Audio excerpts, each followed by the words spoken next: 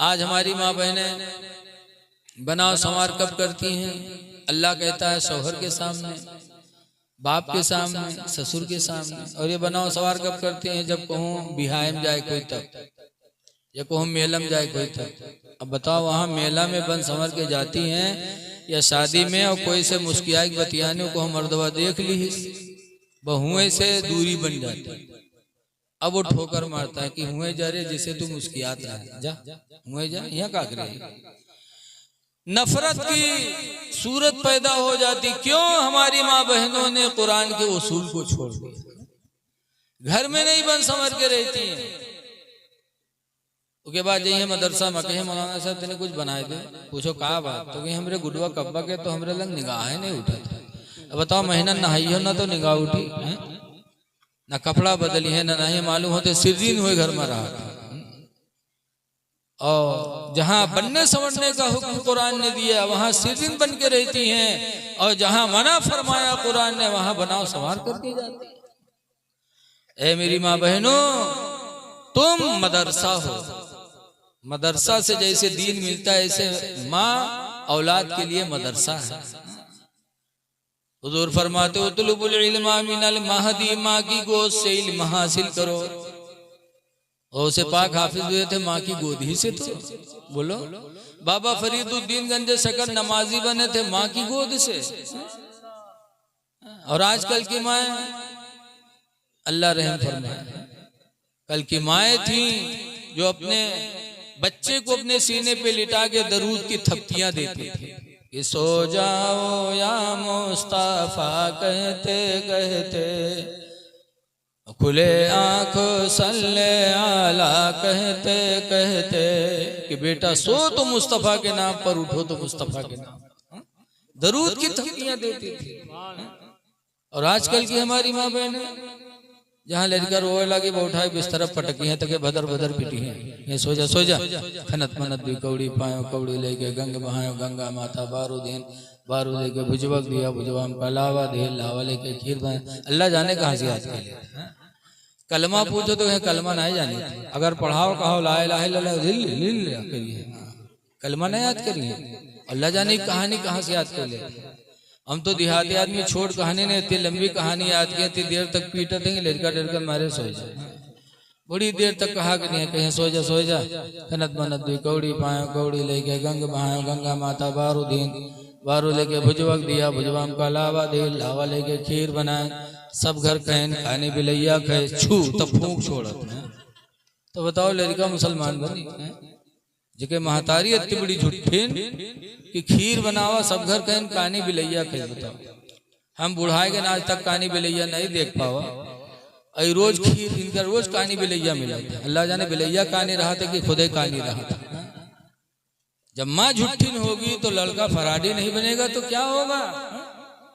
उसके बाद जाइए मदरसा में मौलवी सवार हुई कि मौलवी तुम बहुत चर्बी आएगा, साल भर हमरे लड़के पारा नहीं खत्म करा पाए। बताओ आज मोबाइल पे एक आदमी ने भेजा था कि अगर मदरसे में लड़का न पढ़ पाए, कमजोर हो पढ़ने में, तो कहते हैं मौलवी पढ़ाते नहीं, मौलवी हरामखोर है मादर। और स्कूल में भेजें लड़का कमजोर हो तो उसके लिए ट्यूशन लगाते हैं कि लड़का मेरा पढ़ने में कमजोर है, ट्यूशन अलग कराना है। मदरसे में अगर बच्चा कमजोर है तो मदरसे को गाली, मौलवी को गाली, और स्कूल में बच्चा कमजोर हो तो कहते कमजोर है इसके लिए हमको अलग से ट्यूशन पढ़वाना। क्या सोच होगी मुसलमानों, सोच बदलो। मदारिस की बुराई न करो, अपने अमल को देखो कि हमने अपने माहौल हमारा माहौल कितना खराब है। जब अच्छा माहौल घर में होता है तो बच्चे उस वैसे ही मिजाज पाते हैं।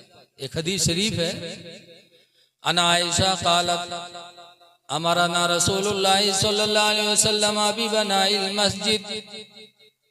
हजरत आयशा सरकार की बीवी कहते हैं कि हुजूर ने हम लोगों को हुक्म दिया है किस चीज का, बी बनाइल मस्जिद फिल बुयूत, कि हर घर में मस्जिद बनाया जाए। हुजूर ने फरमाया मुसलमानों अपने अपने घरों में मस्जिद बनाओ। मतलब कि महल्ले की मस्जिद में जमात से नमाज पढ़ो, बाकी नवाफिल अशराक है वाबीन चास्त तहज्जुद अपने घर में पढ़ो। घर में मस्जिद बनाओ, अगर अल्लाह तौफीक दे 2-4 कमरे तो एक कमरा इबादत के लिए खास कर दो, और नहीं इतनी तौफीक है एक ही घर है तो उसका एक कोना कोई इबादत के लिए खास कर दो कि यहाँ नमाज पढ़ी जाएगी। क्यों हुजूर ने हर घर में मस्जिद बनाने का हुक्म दिया? इसलिए हुक्म दिया, हदीस की तफसीर में लिखा है कि जब घर में नमाज का एक हिस्सा होगा, घर के लोग जब उसमें नमाज पढ़ेंगे तो छोटे छोटे बच्चे देख करके वो भी नमाजी बनने की कोशिश करेंगे। जब सुबह देखेंगे, दोपहर देखेंगे, शाम देखेंगे कि मेरी माँ पढ़ती, मेरा भाई पढ़ता, मेरा बाप पढ़ता है, तो बच्चे भी वही काम करते हैं जो अपने बड़ों को देखते हैं। बोलो करते कि नहीं करते? मुहर्रम में ताजिया घुमावत हो, छड़ घुमावत हो तो लड़का 2-3 महीना तक उनका बरकरार रखा था, लिहे डब्बे टांगे घूमा थे। क्या है नहीं बेचारे ढोल पावत है तो बोतले धरे ठोंका करते थे। उन्होंने देखा कि हमारे बड़े करते हैं तो ला हमको करना है। इसीलिए अल्लाह के रसूल ने फरमाया घर में मस्जिद बनाई जाए ताकि लोग अपने घरों में जब नमाज पढ़ेंगे नवाफिल तो बच्चों पर नमाज का असर पड़ेगा और बच्चे भी नमाजी हो जाएंगे। तो ऐसे ही अच्छे काम करो। हुजूर ने फरमाया उतलुबुल इल्मा मिनल महदी, माँ की गोद से इल्म दीन हासिल करो, जब माँ नेक होगी तो औलाद भी नेक होगी। इसलिए जरूरत है इस दौर में हमारी माँ बहनों को नेक होना। लेकिन आज हम अपने बच्चियों को आलिमा नहीं बना पाते। इंटर पास कराने के लिए, बीए पास कराने के लिए हम स्कूलों में भेजते, और उसके बाद वहां लड़कियों का खल्तमल्त होता है, लड़की लड़का सब एक में पढ़ते हैं। फिर हाल ये होता है कि आज हमारी बच्चियां गैरों के साथ जाती हैं। लोगों, ये कदम हमने उठाया। शौहर का काम है रोजी कमा के बीवी को खिलाना, बीवी से रोजी कमवाना ये नहीं है हमारी इस्लाम में। शौहर बीवी को कमा के खिलाए, और जब शौहर बीवी को कमा के खिलाएगा तो कितना खुश नसीब व शौहर होगा। हदीस पाक में कि मदीने मुनव्वरा में एक मुसलमान हुजूर के पास गए, कहने लगे अल्लाह के रसूल मुझे बड़ा सदमा रहता है। क्यों? कहा मालदार आदमी जब नमाज पढ़ता मैं भी पढ़ लेता, जितना सवाब मालदार को मिलता उतना हमें भी मिलता। जब कोई मालदार कुरान पढ़ता मैं भी पढ़ता हूँ, जितना सवाब मालदार को मिलता उतना हमें मिलता है। जब वो रोजा रखता मैं भी रख लेता, जो सवाब उसे मिलता मुझे मिलता। लेकिन अल्लाह के रसूल जब मालदार आदमी अपने माल को अल्लाह के नाम पर सदका करता है तो उसको सदके का सवाब मिलता, और मैं गरीबी की वजह से सदका नहीं कर पाता तो मुझे सदमा रहता है कि मालदार सदके का सवाब लेता, मैं गरीबी की वजह से सदके का सवाब नहीं पाता। तो हुजूर फरमाते तुम गम न करो, जो तुम हलाल रोजी कमा के अपनी बीवी बच्चों को खिलाते हो वो तुम्हारे लिए सदका ही लिखा जाता है। तुम सुबह व शाम सदका पाते हो क्योंकि तुम हलाल रोजी कमा के अपने बच्चों को खिलाते हो। तो जब शौहर हलाल रोजी कमा के बीवी को खिलाता है तो सदके का सवाब पाता, और जब मेहरुआ कमाई खुदे खाई तो कौन सदका पे बताओ? बोलो। मर्द का काम है रोजी कमा के बीवी को खिलाना, बीवी का काम नहीं है। बीवी का काम है कि उसके निकाह में रहे, उससे बच्चे हों और घर उसकी वजह से मिसले जन्नत बना रहे। बीवी का काम रोजी कमाना नहीं है, रोजी कमाना मर्द का काम है। इसलिए हमें जरूरत है कि अपने बच्चियों को हम दीनी तालीम दें और दीनी तालीम देकर उनके घर रुखसत करें। लेकिन आज अफसोस है कि आज हमारे हालात दीन से दूर होते जा रहे हैं। इसलिए लोगों, अल्लाह से डरो। जिस अल्लाह ने हमें तुम्हें जिंदगी अता फरमाई, आज बहुत से लोग कहते हैं कि लड़की पढ़ाए दी, इनमें बीए कराए दी ताकि मुहताज ना रहे कोई। अरे मुहताजी तुम दूर करोगे, मुहताजी दूर करने वाला खुदा है। तुम सोचते हो रोजी कैसे पाएंगे? अल्लाह ताला कुरान में फरमाता नहनु नरज़ुकुकुम, ऐ लोगों मैं तुम्हें रोजी देता हूँ, व इय्याहुम, और तुम्हारे बच्चों को भी मैं भी रोजी दूंगा। नहनु नरजुकुकुम इय्याहुम, हम तुम्हें भी रोजी देते उन्हें भी रोजी देंगे, उनकी रोजी की फिक्र न करो, रज़्ज़ाक़ मैं हूँ। अल्लाह फरमाता है। सच्ची हिकायत में एक वाक़या है कि मियाँ बीवी थे, एक बच्चा पैदा हुआ बड़ी दुआओं के बाद, तो बीवी भी खुश, शौहर भी खुश। कुछ दिनों के बाद जब शौहर का चेहरा उतरने लगा, मुरझाने लगा, तो बीवी ने कहा, मेरे प्यारे सरताज, जो बीवियां अच्छी होती हैं वो अपने शौहरों के चेहरों को देख करके खुशी गम पहचान लेती है। बोलो, अगर चेहरे पे गम है फौरन बीवी को तकलीफ नहीं। अच्छी बीवी देखा, कहा मेरे प्यारे सरताज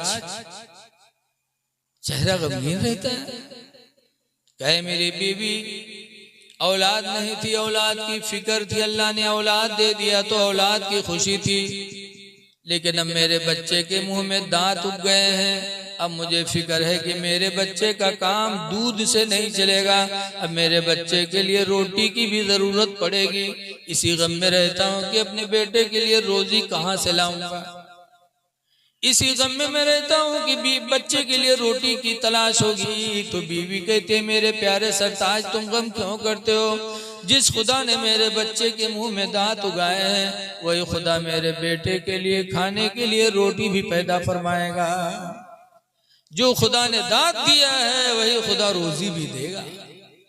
तो अच्छे ईमान वालों का अकीदा यही है, इसलिए अकीदा रखो कि अल्लाह ताला हर हाल में रज़्ज़ाक़ है, वो रोजी अता फरमाए। तो होने वाली शादी को अल्लाह ताला मुबारक फरमाए। बारात में उतने ही लोग जाना जितने लोगों को उसने बुलाया है, इसलिए कि मसला है कि अगर उससे ज्यादा लोग गए और दस्तरखान पे वहां खाए तो खाए चोर बनकर और लौटे तो इस्लाम कहता है वो लुटेरे बन के वापस हो। बगैर दावत के जब किसी के दस्तरखान पे कोई बैठता है तो खाता है गोया कि चोरी कर रहा है, और जब लौटा तो हदीस कहती है वो लुटेरा बन के जा रहा है।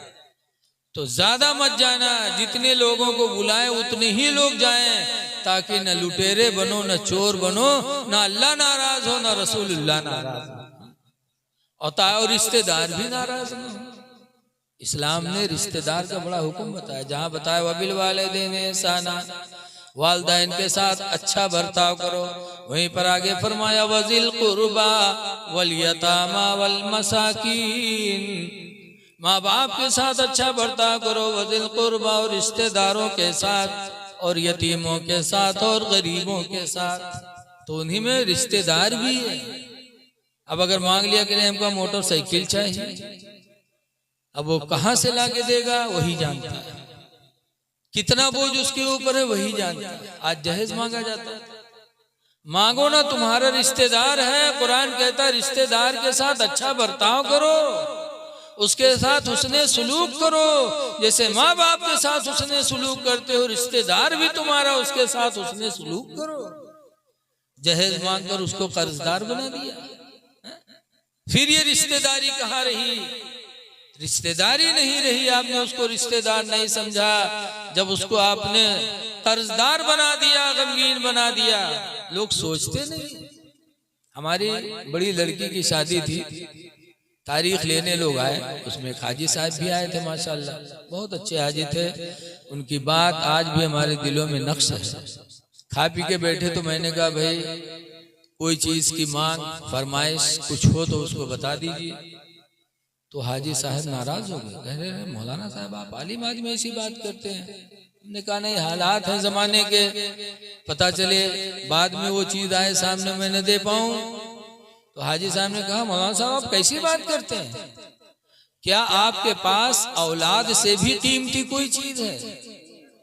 हाजी साहब ने कहा क्या औलाद से भी बेहतर कोई चीज आपने कमा के रखी है जो देंगे आप अपने जिगर का टुकड़ा दे रहे हैं, अपनी औलाद हमें दे रहे हैं, फिर कहते हैं और कोई चीज। तो उनकी बात आज भी मेरे दिलों में नक्श है। कम से कम शादी करने वाले लड़के सोचें कि जहां से हम रिश्ता कर रहे हैं आज उस घर से वो लड़की जुदा होगी, माँ के दिल पर क्या गुजरेगी, बाप के दिल पर क्या गुजरेगी। कितनी मोहब्बतों से पाला है, पाल पोस कर जवान करके आज तुम्हें वो हवाले कर रहे हैं, इतनी बड़ी दौलत दे रहे हैं, उसके बाद हम उनसे मोटरसाइकिल मांगे, उनसे हम जहेज मांगे। ये हमारी नादानी है। ऐ लोगो, जहेज का मांगना बंद करो। अल्लाह फरमाता है नेक देख के रिश्ता कर लो। अगर नेक देख के रिश्ता कर लिया, चाहे लड़की गरीब हो चाहे लड़का गरीब हो, नेक हो तो रिश्ता कर लो। कुरान में अल्लाह ताला वादा फरमाता है यकूनो फुकरा, अगर जो वो फकीर हो गरीब हो, नेक देख के रिश्ता कर लो।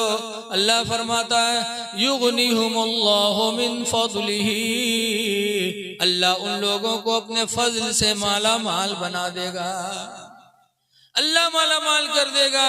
इसलिए जहेज न मांगो और लड़की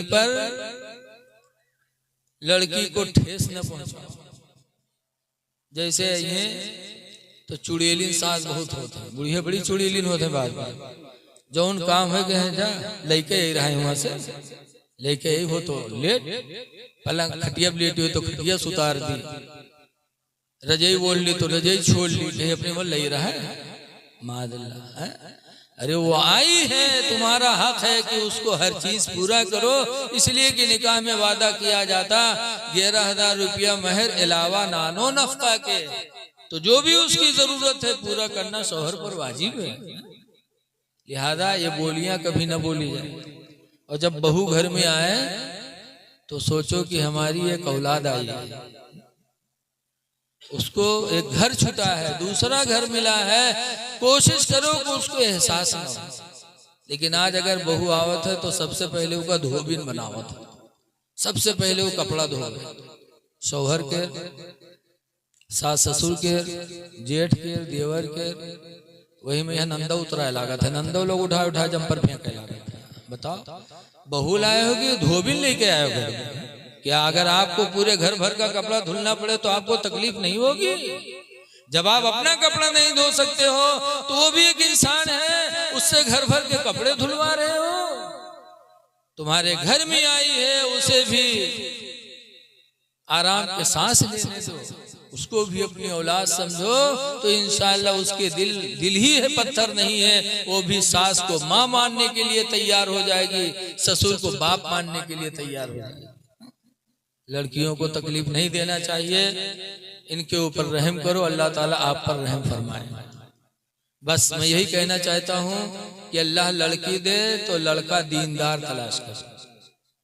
लेकिन आज लोग इस चीज का ध्यान नहीं देते। एक आदमी के लड़की रहा है, उसके बिहाव लागे एक लड़का के साथ है, तो बपुआ देखेगा तो लड़का बेचारा दाढ़ी रखा रहा है, तो बपुआ देखे तो मुल्ला है हो, ये का कमाई का खवाई, छोड़ो हटा में के साथ न कर, कहो पैंट बुशर्ट वाला ढूंढो, तो जो जौन ढूंढो तो कभी से मिल जाता है।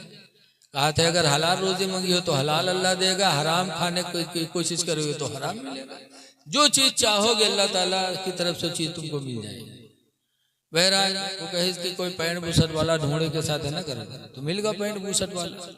शादी तय हो गए, शादी की तारीख आ गई, वो दिन आ गया, तो अब भाई लड़का का दुल्हा बनावे रहा है, तो दुल्हा बनावे लिए को नौहावे जुटे। पहले दुल्हा नहात नहीं रह के लिए नौहावत रहे, पहले इमा बुढ़वा लोग जानत नहीं, तो का नौहावे चले तो के पैखाना लग गया, तो चला गया लेटरिन में पैखाना करे, और जब पैखाना कह के निकला तो नुहरा उठ नहीं पा, तो बाप रोवेला कहा चढ़ाएगा अब कैसे हुई, दुल्हा बनावे के आज शादी की तारीख है, बहुत सोझा में सोझे नहीं, तो का घसीट उसीट के लेके गए डॉक्टर के पास। डॉक्टर साहब देखें तो कहें ऑपरेशन करे पड़ी ठीक, तो लोग बाप रोवे लगे, डॉक्टर साहब आज शादी के दिन है, ऑपरेशन करी अल्ले जाने महीना में ठिकाए कि 2 महीना में ठिकाए, कैसे हुई? आज शादी के दिन है। डॉक्टर साहब के घबराहट और 2 मिनट लागे ठीक हुई। डॉक्टर साहब ऑपरेशन रूम में लेके गए और दरवाजा बंद की, और बंद की न 2 मिनट नहीं लगे, दरवाजा खोल दी। जब खोली तो सीधा सीधा निकला, बढ़िया चले, तो सब ताज्जुब, हाय अल्लाह ये कौन ऑपरेशन होए कि दरवाजा बंद बहुत 2 मिनट नहीं लगा, ऑपरेशन होगा उधर ठीक ठीक चलते है। तो पूछें डॉक्टर साहब कौन बीमारी रहे, दुइयों में लाख ऑपरेशन होगा ठीक होगा। तो डॉक्टर साहब कहें कोई बीमारी नहीं, पैंट के बटन बूसट में लगा लिए रहे, पैंट के बटन बूसट में। बताओ ऐसे ऐसे चोंगा परे हैं, यहू नहीं जा रहे थे कि बटन कहाँ लगा हुआ है। बताओ ही एक बटन जब हिया लगा ली तो आदमी उठ गई। ये कोई तरक्की का लिबास है यार? पैंट बूसट पहनना जायज है, नाजायज नहीं है, लेकिन ये लिबास तरक्की का नहीं है। वो लिबास पहनो जिससे तुम मुसलमान माने जाओ, वो लिबास पहनो जिससे तुम गुलाम नबी माने जाओ। याद रखो 4 दिन की जिंदगी में नबी के गुलाम बन के जी लो, खुदा जाने रात मिले सुबह मिले कि न मिले, गुलाम नबी बन के जी लो। एक सहाबी थे जिनका नाम हजरत सफीना है, जिहाद के लिए जा रहे थे, रास्ते में जंगल पड़ा, जैसे जंगल में घुसे वैसे जंगल का शेर सामने आ गया। हजरत सफीना की निगाह जैसे शेर पर पड़ी तो क्या फरमाया, अच्छा बताओ हमका तुमका गन्ना में शेर मिल जाए तो क्या हाल है, अकेले नीचे कपड़ा तो खराब हुई, उसके बाद में का हुक्म अल्लाह है जाने।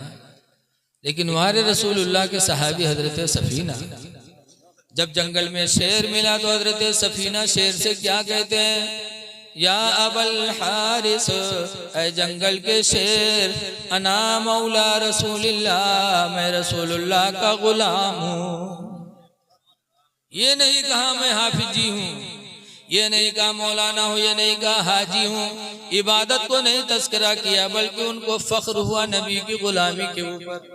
कहते या अबल हारिस अना मौला रसूलिल्लाह, ऐ जंगल के शेर मैं रसूलुल्लाह का गुलाम हूँ।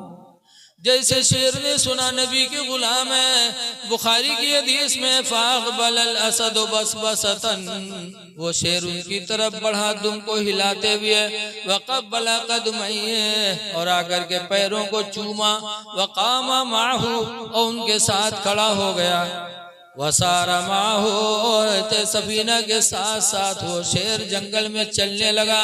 इसलिए चलने लगा कि नबी के गुलाम जा रहे हैं, कोई तकलीफ इनको न पहुंच जाए। तो शेर नबी के गुलाम का निगरान हो। ऐ लोगों 4 दिन की जिंदगी में चेहरे पे दाढ़ी रखा लो, नमाज़ें पढ़ लो, नबी के गुलाम बन के जी लो, रात मिली है सुबह मिले कि न मिले।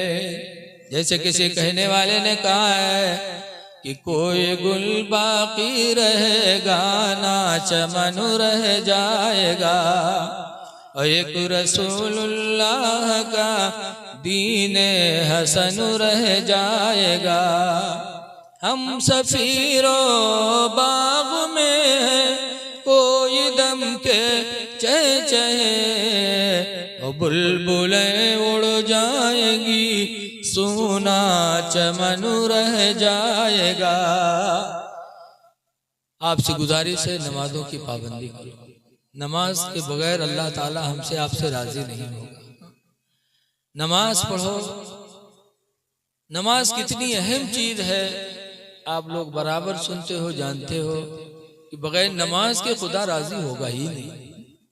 बेनमाजी इस्लाम का दुश्मन, दीन का दुश्मन। कैसे? हुजूर ने फरमाया, मैं नहीं कहता, हुजूर फरमाते अस्सलातु इमादुद्दीन, नमाज दीन का खंभा है।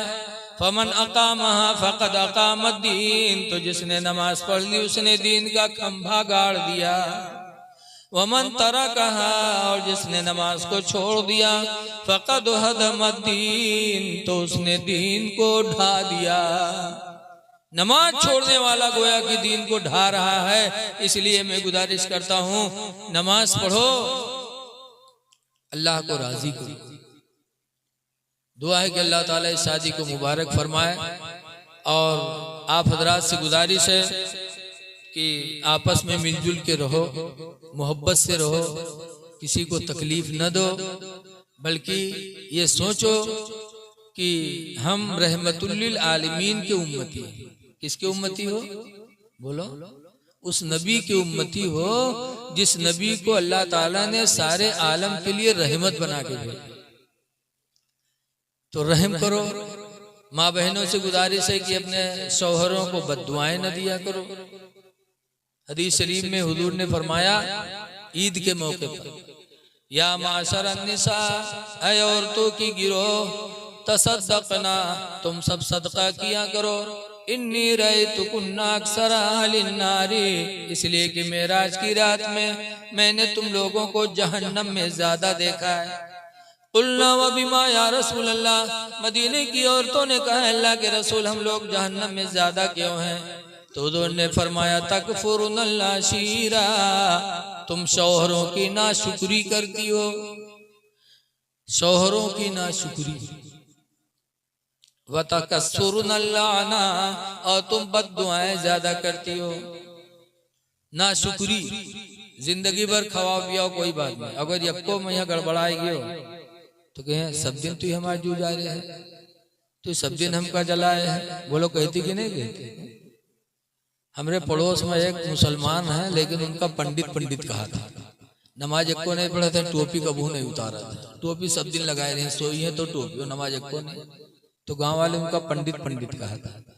एक दिन मछली बिकाई, छोटी छोटी मछली, तो पंडित ले ली आधा किलो, तो पंडित बनाई। अब बनावे के बाद जब पंडित बैठे खाना खाए तो दिहन, तो जब पंडित शुरू किए तो मछलियाँ करुआए, तो पंडित कहें आए रे मछलियाँ धोए नहीं रहा है साफ रे, करुआत कहे रे, तो पंडित कहते तू है जू जरना, सब दिन तू हमारे जू जा रहे है, सब दिन लेकिन लगाए है, ये नाहरे करुआत है। तो पंडित मनवे नहीं करे, तो पंडित अपने बिटियावस कहते नहीं तू खा बहनी, वो कहे तो कहे हाँ बहुत करुआत है। तो पंडित कहते हैं अरे निमकौरी तलवार रखा रहा होगा तो नहीं डाल दिए रे उमा। तब देखे तो कहीं हाँ कड़वा तेल वाली सिसेवा यही थी रखी है, हम जानी वही डाल दिया। अब बताओ डारे बैठी है निमकौरी तेल और मछली करुआत है, तो मर्द का कहा था तुझे जू जरना। बताओ ये रसूलुल्लाह का फरमान पूरा होना है। सरकार ने जो फरमाया तकफुरुनल अशीरा, तुम शौहरों की नाशुक्री करती हो इसलिए तुम जहन्नम में ज्यादा जाओ। व तकस्सुरुनल लाना, और तुम बद्दुआएं ज्यादा करती हो। खुश रही है तो कहिए तुम तो हमारा राजा हो, तुम तो हमारे दिल के टुकड़ा हो, और जहां तन को गड़बड़ा में कहें तोर मुंह देखे की रोजी ना हो, या अल्लाह का कहो गिराए दो को मर जाए। दुनिया भर बद्दुआ, बोलो बद्दुआ नहीं देनी चाहिए शौहर को। ऐ मेरी माँ बहनों, तुमने उस नबी का कलमा पढ़ा जिस नबी पर ताइफ के लोगों ने पत्थर बरसाए थे, तो नबी ने दुआ मांगी थी अल्लाह मेरी कौम को हिदायत दे दे, बद्दुआ नहीं की थी। इसीलिए किसी कहने वाले ने कहा है कि सलाम उस पर कि जिसने बादशाही में फकीरी की, और सलाम उस पर कि जिसने गालियां सुनकर दुआएं दी। अल्लाह ताला इस महफिल को कबूल फरमाए। अस्सलामु अलैकुम व रहमतुल्लाहि व बरकातहू।